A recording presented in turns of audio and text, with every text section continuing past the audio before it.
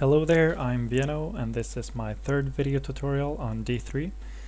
In the previous video we looked at two basic methods of D3, and that is the select method and the append method. And what they do is, well, I guess kind of self-explanatory. We select elements with the select method and we add elements or append elements with the append method. And in the previous video we used those two combined to add a paragraph element to our web page, and the result looks like this. Right, so oops. In this, this is not very exciting, and this is not what D3 was designed to do. We want to create really cool visualizations, right? We don't just want to add elements that we could just as easily have added with simple HTML. So in this video we're going to take a look at something called SVG. Now SVG stands for Scalable Vector Graphics, and it's I guess you could call it a way to create two-dimensional graphics on our web page. Sorry. But before we start with that, let me just show you two real quick things here. Up till now we've written our D3 code in a single line like this. We can actually separate our methods with a new line like this. You can indent this however you like.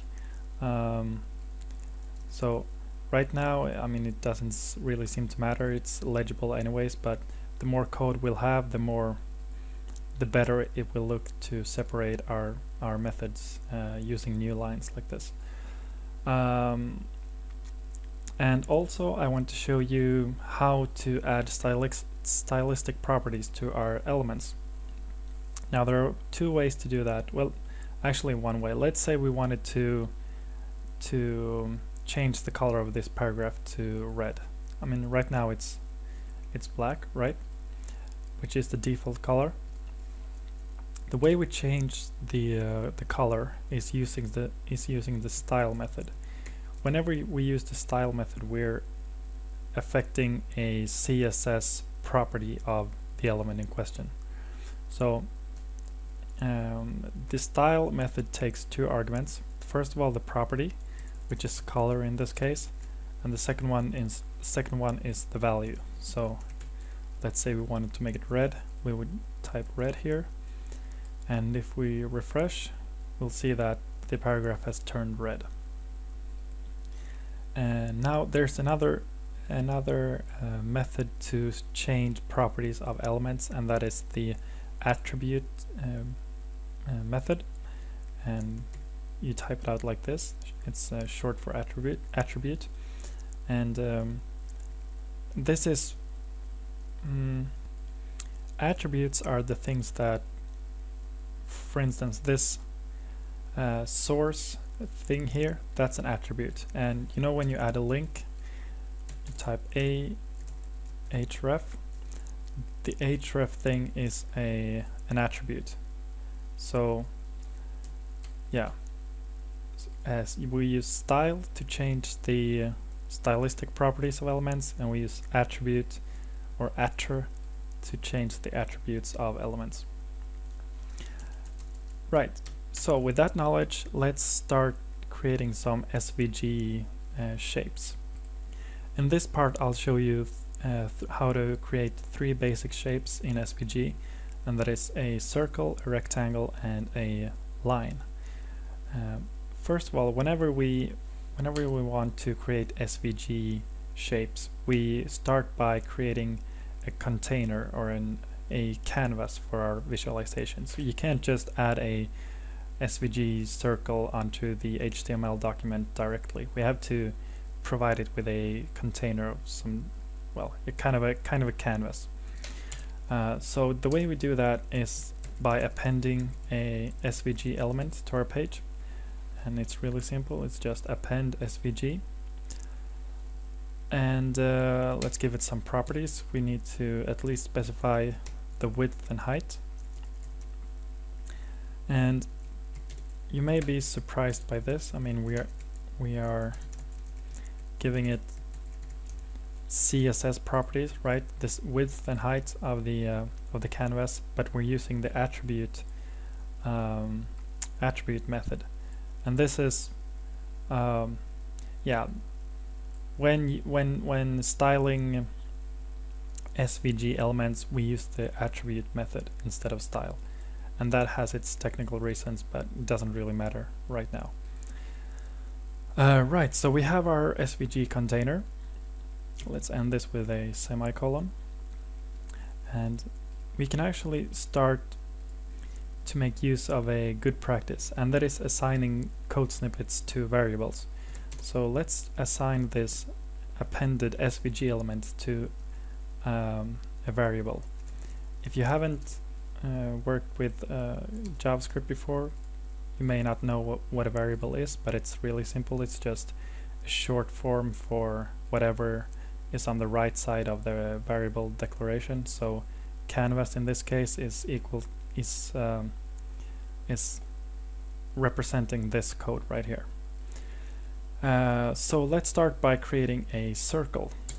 We can first of all create a new variable to hold our circle element, and instead of typing out D3 select and so on again, we can just start by typing out canvas, since canvas is the same as this code right here. Canvas, and we append something to our canvas. We append a circle, and let's give it some properties. First of all, we want to give it the horizontal position, and that is done using the CX property. C stands for center, I think, and X is, yeah, the horizontal coordinate. So CX, let's give it a CX property of value of 250 pixels, so it will be positioned in the middle of our SVG container. And let's give it the same property for the vertical position, and let's give it a radius of 50 pixels. And yeah, we can also give it a color. And in SVG, we don't use the colors are not called colors. We use the fill property. So the fill will be, let's say, red. And let's save and refresh. And you can see that we have a circle. So let's speed this up. Time is running out. We want to create a rectangle.